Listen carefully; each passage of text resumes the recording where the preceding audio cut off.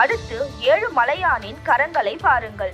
அப்படியே முருகன் சிலையில் இருக்கும் கரங்களின் வடிவத்தையே பெற்றுள்ளது. முருகர் தன்னுடைய வலது கையில் வேல் பிடித்து இடது கையை இடுப்பில் வைத்து நிற்பார்.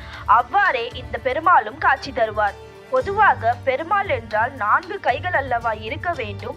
ஆனால் இவருக்கு 2 கைகளே உள்ளது. சங்கும் சக்கரமும் மேல் சொன்ன ராமானுஜர் கதைக்கு பிறகு பெருமாளுடைய கைகளை பிடித்தது போல இல்லாமல் தனியாக வைக்கப்பட்டது என்று ஆராய்ச்சியாளர்கள் சொல்கின்றனர். அடுத்து கோவிலின் அமைப்பு. கோவிலின் அமைப்பு ஆகம முறைப்படி ஒரு முருகன் கோவில் எப்படி கட்டியிருக்க வேண்டுமோ அப்படிதான் கட்டியிருக்கின்றனர். விஷ்ணு கோவிலை போல் அல்ல. பெரும்பாலும் வைணவ கோவில்களில் இருக்கும் கருடாழ்வார் இவ்வளவு புகழ்பெற்ற திருப்பதி கோவிலில் ஏன் இல்லை என்று ஆராய்ச்சியாளர்கள் கேள்வி எழுப்புகின்றனர். அடுத்து மொட்டையடிக்கும் வழக்கம் வேறு எந்த பெருமாள் கோவில்களிலும் இல்லை என்றும் இது முருக வழிபாட்டில் உள்ள ஒரு செயல், எனவே முற்காலத்தில் இங்கு முருகன் கோவில் இருந்திருக்கலாம் என்று சொல்லப்படுகின்றது. ஆரம்ப காலத்தில் இருந்து மற்ற கோவில்களைப் போல தெப்பக்குளமும் கொடிமரமும் இல்லை. பின்பு பலர் கேள்வி எழுப்பிய பிறகு சமீபத்தில் தெப்பக்குளமும் கொடிமரமும் அமைக்கப்பட்டது. எந்த ஒரு ஆழ்வாரும் திருப்பதியின் பெருமையை பற்றி பாடியதில்லை.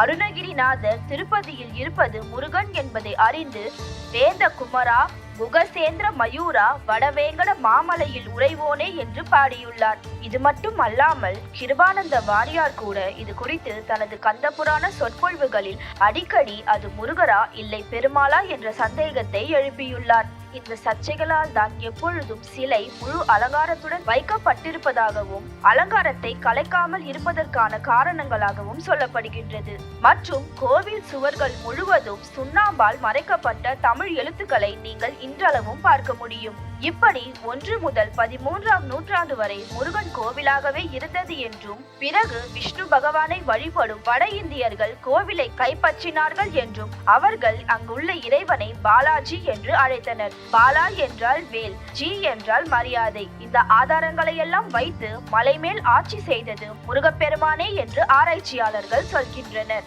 இதுவே திருப்பதி வெங்கடாச்சலபதி முருகன் என்று சொல்லப்படுவதற்கான குறிப்புகள்.